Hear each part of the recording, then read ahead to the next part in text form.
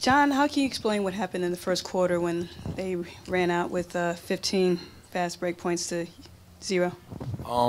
They just did a great job. When we took shots, we didn't do a great job of getting back, attacking the basket. They was leaking guys out, and our corner guys didn't do a great job getting back, or our guards or bigs didn't do a great job getting back, and they were just running out for layups and threes.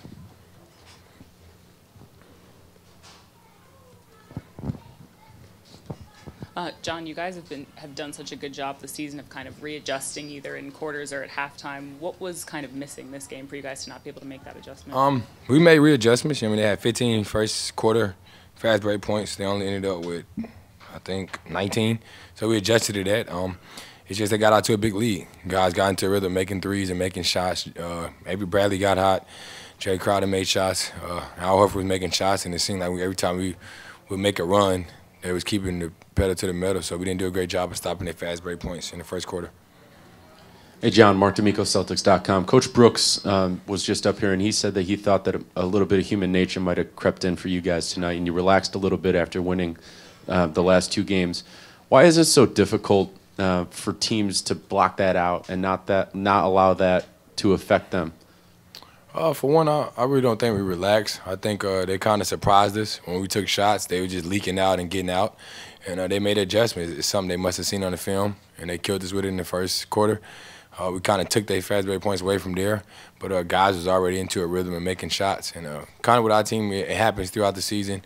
You're tired of seeing it, but when we're not making shots, we kind of let it affect how we play defensively, and I think that's what happened tonight. Joseph Pavone, WEEI.com, Causeway Street Podcast. John, why is it so tough to play here in Boston, and what do you think are the kind of adjustments that your team needs to do in order to avoid going down so quickly in the first quarter, or going down by a lot? Well, this is the first time we went down the series here. I mean, we came in the first 2 games and took care of business in the first quarter, came out aggressive. Tonight we didn't do that. I give them credit, their coaching staff credit. They made adjustments and got out and got fast break points early. And there's something we have to look at on film and do a better job of that. But we've been into games. This is probably the only game we haven't been into in the series so far. Hey, John. Steve Belpat, Boston Herald. With the attention you guys are paying to Isaiah, is it a guy like Avery bound to get those kind of looks? And how bad did he hurt you with him tonight? Well, he did a great job of in transition, he got a lot of points early on in transition, a lot of dunks, got wide open threes. So what we're doing to Avery, what we're doing to Isaiah didn't really make an adjustment to what they did. Just give him credit. He came out and got hot early on, and he was 10 for 13 at half, for 25 points. That's a big key. And then I think Al had 11 and Jay had 14. We had those guys pretty much and held the last 2 games. Some role players play better at home, and we got to do a better job of keying in on those guys also and not giving them open looks. The last 2 games we was contesting just about every shot, and tonight they got easy looks. Jared Weiss, CLNS Media. You guys over the season have had one of the biggest disparities in wins at home versus on the road. What is the toughest thing of being able to play the same way that you do at home? It's different. Every team's different at home than they are on the road. You're going to play great at home. You got your fans there. Role players always play better at home. In this series, we have to go back, do what we have to do to win Friday, and come back here and try to win Monday. But that can be the last game of the series, and it ain't going to be no other home game if you don't win. So the role players and your stars have to come out and play at a high level on both ends of the floor from the start for 48 minutes. It's Julian Bimbo from the Globe on your right side.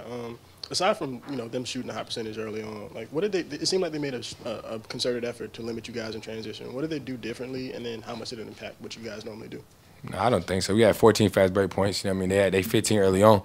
We got an opportunity. We just missed some shots. We missed some open looks, missed some layups at the rim. And whenever they shoot almost 50% from the 3, they're a tough team to play against. We only made 7. And our team thrive off of that, moving the ball, getting open shots. They're the more physical team today. So throughout this whole series, whoever's the most physical team has won every game. And like I talked about before we came here and played Game 5, that you have to be the physical team if you want to win. And tonight, get them credit, they was the most physical team. Gethin Coolbaugh with the Sports Exchange. John, just curious if you heard the chants from the crowd to Kelly and your thoughts on that. They're going to do what they want to do. I think Kelly did a great job of handling it. He didn't let it bother him. He kept playing basketball. We told him what we was going to expect from the crowd. We didn't think those type of words. But all you can do is go out there and play basketball, and we as brothers, we stick behind him.